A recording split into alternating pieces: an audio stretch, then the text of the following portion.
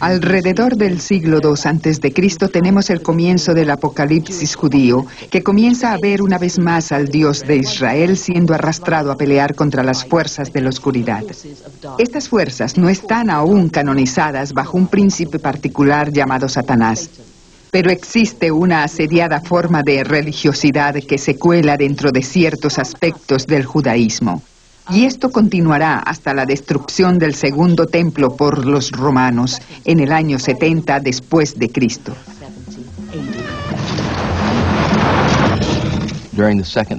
Durante el siglo II a.C., la secta de los esenios se separó. Ellos comenzaron a apartarse de la corriente principal de la vida judía. Establecieron una comunidad aquí en Qumran, y un lento alejamiento los aisló de la vida judía. Uno de los fundadores de esta secta, el maestro de rectitud como fue llamado, aparentemente fue perseguido y pudo en verdad ser muerto dentro del recinto del templo, y esto parece haber conducido a una separación entre la comunidad de Qumran y la iglesia oficial del templo. También tenemos que recordar que incluso para los esenios que vivían en Qumran y que nos dejaron los rollos del Mar Muerto, no todos los judíos eran buenos. Algunos se vendieron. Algunos abrazaron la sociedad y la cultura romana. Algunos abrazaron a sus dioses griegos. Otros hicieron parte de la monarquía y la aristocracia dominante en Jerusalén. Algunos fueron bastante seculares y estaban lejos de la pureza de la fe, de acuerdo a los patrones esenios. Cualquiera que se comprometiera en alguna forma con reglas gentiles era sospechoso para los esenios, y como resultado, los esenios vieron a ambos, el mundo gentil a su alrededor y parte del mundo judío, vendiéndose, y decidieron que no podrían vivir en él por más tiempo. Los esenios dejaron Jerusalén y se mudaron al desierto. Aquí podían vivir una vida de pureza. Los ángeles buenos podían bajar y morar entre ellos para protegerlos del mundo de Belial, uno de los nombres de Satanás, justamente más allá de las fronteras de su comunidad, donde los demonios y espíritus de la oscuridad acechaban para atacar a los esenios, quienes se consideraban a sí mismos como el verdadero pueblo de Israel. Se veían a sí mismos viviendo los últimos días, aguardaban el momento en que Dios enviaría al Mesías. Esperaban por ese día de redención de Dios cuando Él justificaría sus enseñanzas en contra de sus oponentes. Aún no está claro si el propio Jesús era un esenio, pero las imágenes de sus escritos son profundamente similares a las del posterior Nuevo Testamento. Si bien algunas sectas judías crearon a Satanás como reacción a la ocupación extranjera, el cristianismo lo hizo suyo rápidamente. Finalmente la comunidad judía se quebró. Había grupos muy grandes de gente que mantuvieron una conexión muy fuerte con la tradición rabínica. Y estaban otros grupos que intentaron detener el control de la autoridad rabínica y cambiar completamente la naturaleza de la vida judía. Aquí hay una terrible paradoja, porque en esencia el diablo, como el adulto maduro que se conoce en la cristiandad, fue la creación de un grupo de sectas judías, como los esenios, en el período entre el Antiguo y el Nuevo Testamento. Ellos inventaron al diablo como una forma de tratar su problema con el bien amado Yahvé. La corriente principal del judaísmo que continuó rechazó la idea. No se volvió parte del canon y esa corriente continúa creyendo que Dios es todopoderoso y que la maldad del mundo es parte de lo que ellos llaman una inclinación humana al mal. Los judíos no tienen una relación particular con el diablo y aquellos judíos que inventaron la idea se convirtieron en cristianos. Ellos fueron los que metieron al diablo en la iglesia cristiana.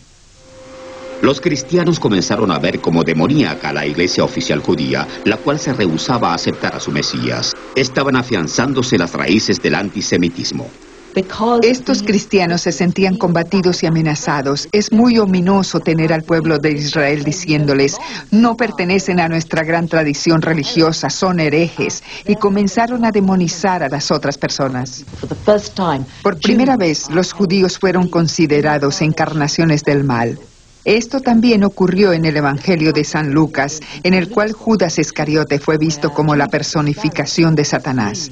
Lucas nos dice que Satanás, uno de los diablos o el príncipe de esta hueste de demonios contra la que Jesús había estado combatiendo, entró en Judas y lo llevó a traicionarlo.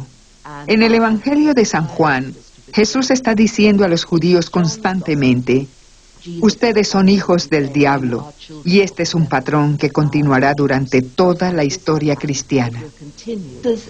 Toda la carrera de Jesús se dirige hacia el Apocalipsis, el momento en el que Dios chocará con la historia humana y establecerá su reino en la tierra, y expulsará y encadenará para siempre a las fuerzas amenazadoras de la maldad. Cuando fue escrito el libro de las Revelaciones, los cristianos creían que el fin del mundo era inminente. Jerusalén y el templo habían sido destruidos. Los cristianos estaban siendo crucificados por los romanos. El infierno había llegado a la tierra.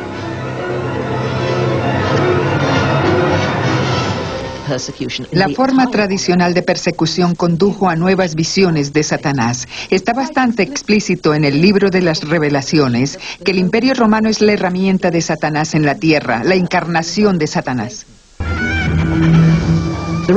Para los cristianos acosados y perseguidos, las revelaciones son una enorme fantasía de lo que a ellos les gustaría ver que les sucediera a sus enemigos terrenales, a quienes ahora identifican como figuras de maldad absoluta, e imaginan que las cosas están tan desesperanzadas y peligrosas que solo Dios puede rescatarlos y luchar contra Satanás.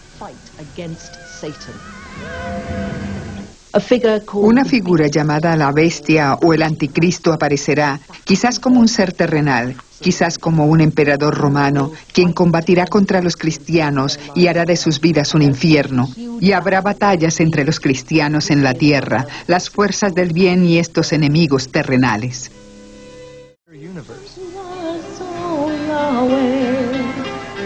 Aunque separados de Israel y los esenios por miles de kilómetros y miles de años, los miembros de la Casa de Yahvé, como muchos de los nuevos grupos religiosos que surgen por todos los Estados Unidos, comparten con sus antiguos equivalentes las mismas preocupaciones sobre el diablo y el fin del mundo. Al igual que los esenios, también ellos esperan un mundo futuro donde Satanás y las fuerzas de la oscuridad serán derrotados de una vez y para siempre. El reino de Satanás vendrá contra el reino de Yahvé, y los santos regresarán después de ese banquete de bodas. Ellos regresarán y se harán cargo de los gobiernos de este mundo, y Satanás será encerrado durante 1000 años mientras el reino es completamente restablecido y la tierra es limpiada. El diablo nació en el desierto. El personaje más claramente descrito en el libro de las Revelaciones ha obsesionado nuestra imaginación desde entonces, esperando para devorar a aquellos pecadores que hayan transgredido las leyes de Dios y proveyendo la explicación para los infortunios y desastres de la vida. Una vez que se crea a un Dios amoroso como oposición a una variedad de dioses, ¿cómo explica usted el mal? ¿Cómo puede permitir el mal un Dios amoroso? Y esta es la pregunta que ha perseguido a la cristiandad durante toda su historia. Se ha tratado con ella en una forma bastante compleja. Se ha dicho, creemos en un solo Dios todopoderoso, el cual es tanto bueno como malo. Esta es la respuesta oficial cristiana cuando los desafían, pero lo que hicieron es que convirtieron al diablo en una fuerza casi igual y opuesta a Dios. Pero Dios enviará a la tierra al milenio una nueva Jerusalén, fresca y prístina.